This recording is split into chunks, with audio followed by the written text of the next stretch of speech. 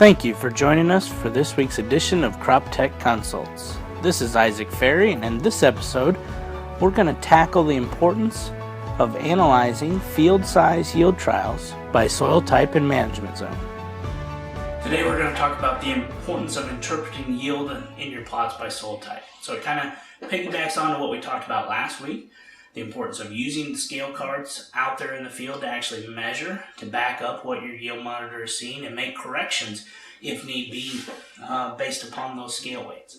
Once we've done that and we've made the corrections in the yield monitor, now we can use those yield maps to actually interpret yields by soil type. But we want to do those corrections first before we get too carried away to make sure our data is accurate and good stuff.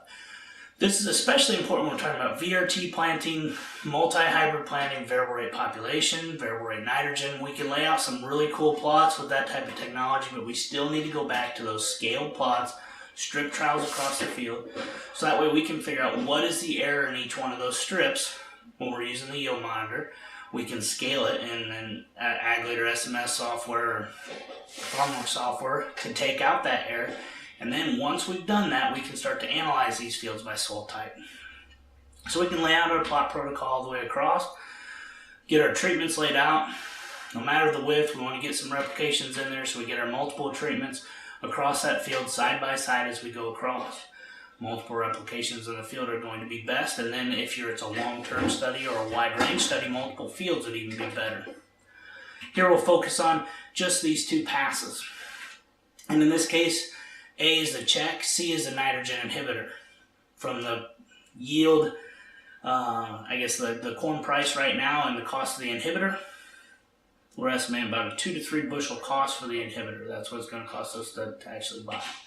Looking at the yield monitor results, the check actually did 7 bushel better than where we ran the inhibitor. So not only did it cost us money to buy the inhibitor, but it cost us yield, according to the yield monitor. But like we talked about last week, when we actually used the scale cards to figure that out, we realized measuring the grain we took off those strips, we actually ended up with a 4 bushel advantage to the inhibitor, which would be enough to pay for it. All right? But what we see a lot of times is neighbor says he got a 4 bushel advantage, it was well worth it. You tried it on your farm and you didn't get the same results. You had a higher, lower outcome, I guess, than he did. And we start to ask ourselves why. So then we start to doubt anything our neighbor says, because whatever works on his soils doesn't work on my soils. And when we go a little bit further and start to look at soil type, we start to figure out why does it work on his soils and not on yours. Where in your operation could it actually work? Did you pick the wrong year to try an inhibitor? Did you pick the wrong field to try it on? So when we start to look at now not just the passes, but where that yield comes from. And we look up here, this 171B2, realize within that soil type, we had about a 3 bushel advantage, say, to the inhibitor, which is great. That's enough to pay for it, at least break even somewhere in there this year with the economics where they are. Now, next year, if prices go up, prices go down, obviously that can change, but we can still run the economics based on soil type and what we expect to respond to.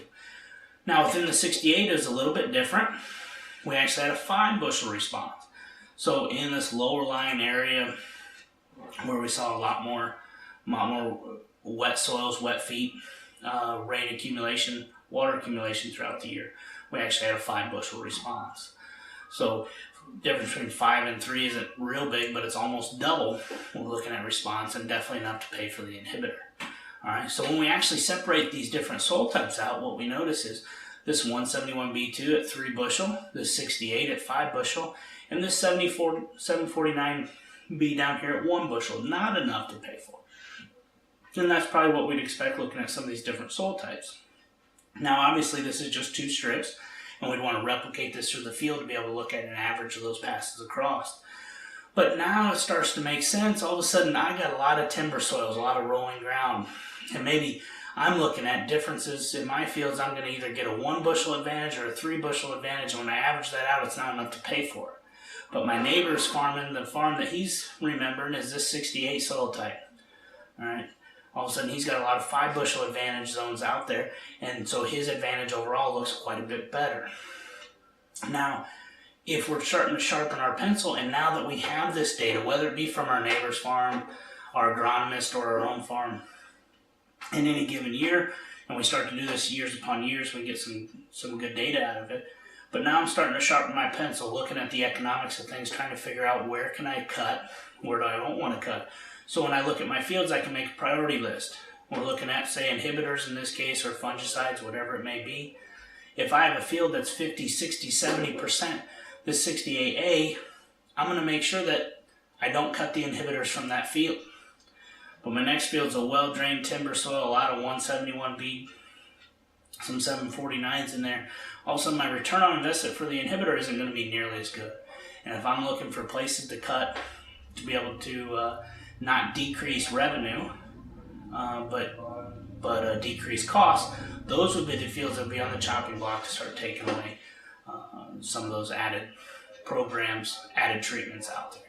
So it allows us to come up with that pecking order and start to look at where do we cut back, where don't we cut back. If we're going to put hybrids in here, hybrids can react the same way. The hybrid that is best for the 68 will not be the hybrid that's best for the 749.